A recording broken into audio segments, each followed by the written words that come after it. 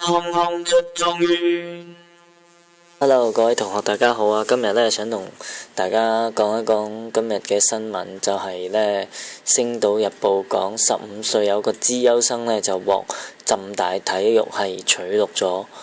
喺香港嚟講咧，好多家長都會覺得啊，體育冇乜出路啊，或者係個好興趣咁，最緊要都要考好 DSE 啊嘅各樣嘢。其實都唔係嘅，其實近呢幾年嚟講咧，我都見到有好多同學仔咧，都係會嚟問我哋話啊，如果想讀體育或者同體育有關嘅科目係啲乜嘢？咁其實咧，我可以介紹幾個科目俾啲同學仔讀嘅，一個就係 Sport Management，另外就係一個叫 Sport Science 或者 Health Science 入邊嘅Sport Science 咯。咁其實都幾多人讀嘅。咁其實兩科嚟講係讀啲乜嘢咧？先講講呢個 Sport Management 啦，就係講關於一啲運動嘅管理。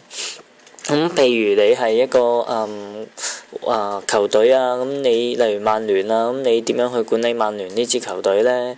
咁其實呢好多其實運動上喺外國社會嚟講，運動除咗係一個強身健體嘅活動之外呢，亦係一啲社會嘅文娛康樂啦。咁亦可以係一個商業嘅運動啦。咁好多即係你本身你有體育底嘅人呢，都好中意話即係讀翻與運動有關嘅科目嘅。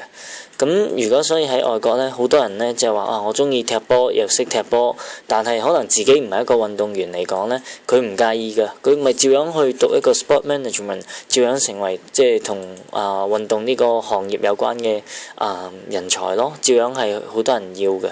咁第二方面咧就係一啲叫做sports science，因為呢個世界唔係所有人都可以做好運動員噶嘛，就算你奧林匹克體育會啊，即係 Olympic 呢個運動啊，每年攞獎牌嘅人都係即係一小撮人啦，玩運動嘅人會好多。